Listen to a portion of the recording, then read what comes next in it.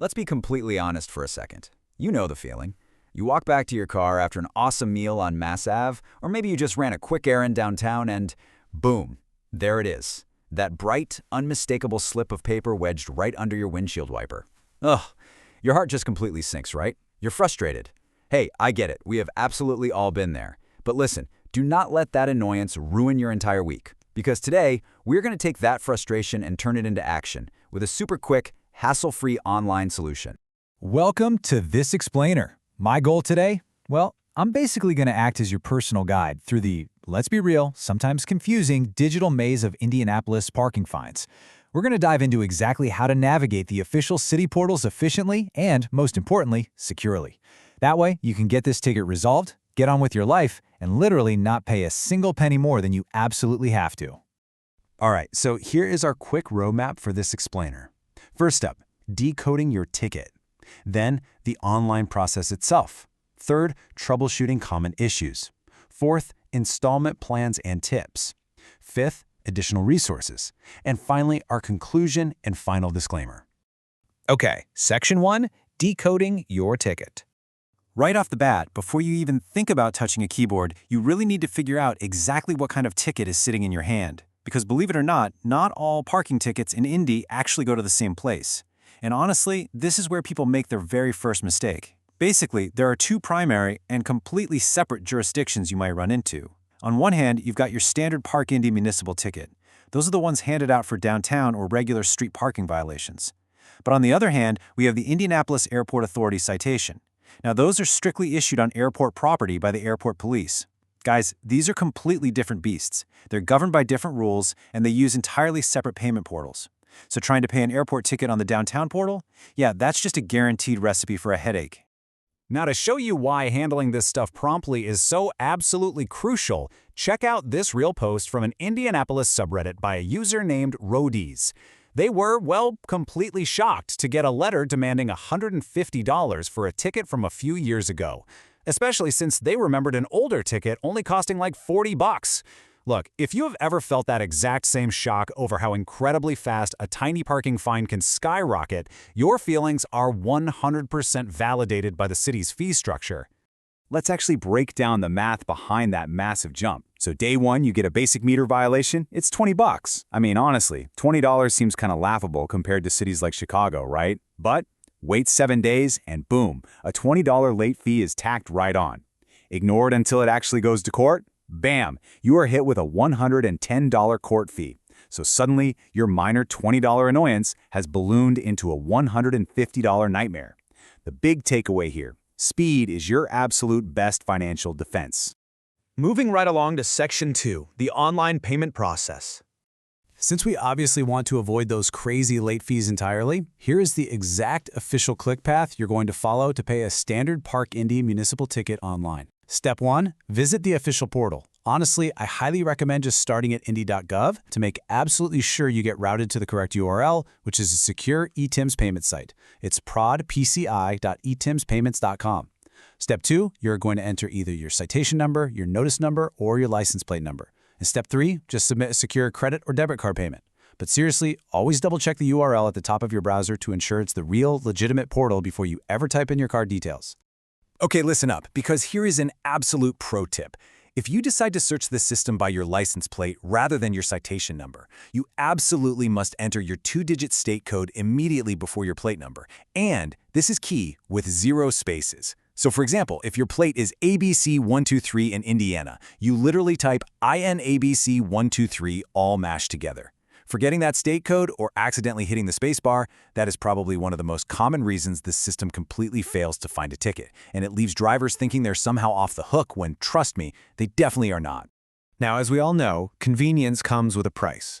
If you use the online portal or the interactive telephone system, you'll need a credit or debit card, and both of those options will charge you a processing convenience fee. Bummer, I know. But if you really want to avoid those extra transaction fees entirely, you can actually use postal mail or drop it in the physical lockbox downtown at the city-county building, paying by check or money order. Sure, it takes a bit more effort, but hey, it saves you the fee.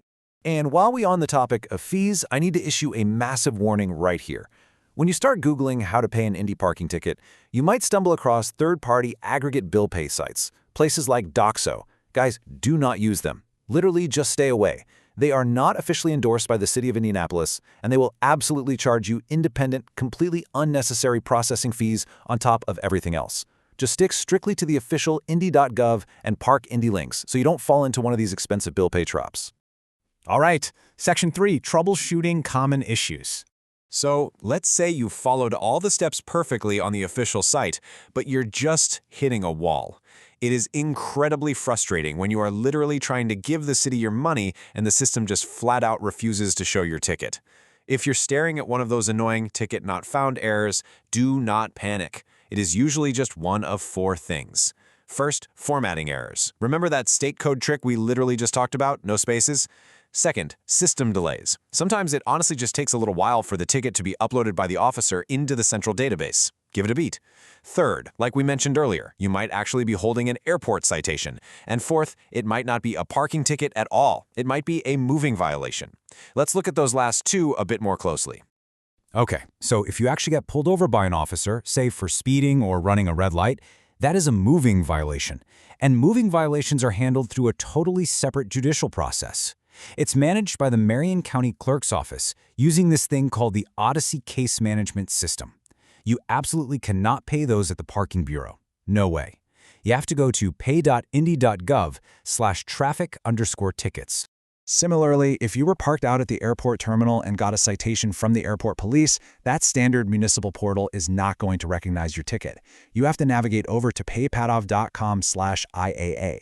And here's a random fun fact for you. The airport police actually do not accept cash payments online, obviously, but they don't even accept it at their own desk.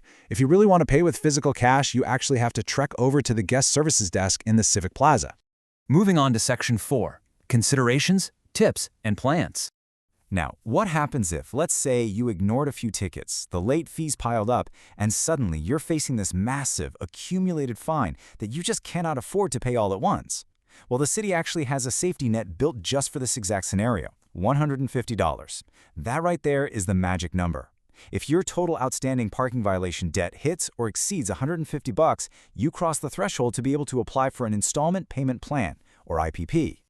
Consolidating your debt into an IPP is a really great way to avoid getting sent to collections. But, fair warning, the city's eligibility criteria are incredibly strict. Besides that $150 minimum, you can't already be enrolled in another active payment plan. The specific citations you have cannot be marked in a suspend status, and you can't be part of the commercial fleet program. But hey, the most crucial rule you need to remember is this one. Your vehicle absolutely cannot be currently impounded. An installment plan is a preventative measure. If your car has already been towed off to the impound lot, enrolling in a payment plan is not going to get it released. You're going to have to settle those immediate fines first. Section 5, Additional Help and Resources. So sometimes you look at a ticket and think, wait a minute, I totally had time left on that meter.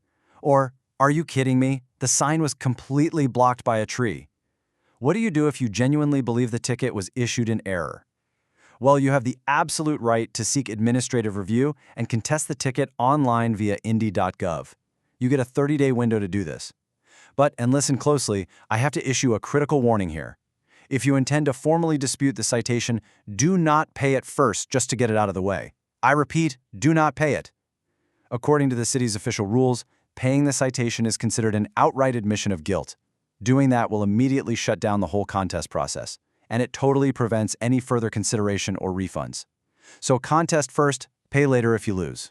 Now, if you're just totally stuck, maybe you're dealing with a broken meter, or you just really need to speak to a real live human being to figure out what on earth is going on with your citation, you can call the Park Indy Help Desk at 317-524-2247. And the really fantastic news here is that this help desk is actually staffed by trained associates 24 hours a day, 7 days a week. So whether it's high noon or literally 2 in the morning, someone is there to help you out. And finally, Section 6, Conclusion and Final Disclaimer. All right, we have decoded the different types of tickets, navigated the correct online portals, uncovered those sneaky formatting hacks, and explored your options for disputing fines or setting up payment plans. You, my friend, are now fully empowered to navigate the Indy parking framework like a pro. But before we wrap up, I do have to deliver a quick but necessary disclaimer. The information presented in this explainer is accurate to the best of our knowledge based on the latest available documentation. However, you know how it goes. City policies, digital systems, fine amounts, and those lovely convenience fees frequently update over time. So you should always verify the most current details, fees, and strict deadlines directly with the official indygov.gov and Park Indy sources. So, I have to ask you, did this explainer save you from fumbling through confusing digital portals and accidentally racking up massive late fees? Look, getting a parking ticket is always annoying, but actually paying it? That doesn't have to be. Who else do you know in Indianapolis that desperately needs to see this? Share this evergreen resource with your fellow frustrated drivers to save them time, money, and a whole lot of headaches. Thanks so much for joining me, and I'll catch you on the next one.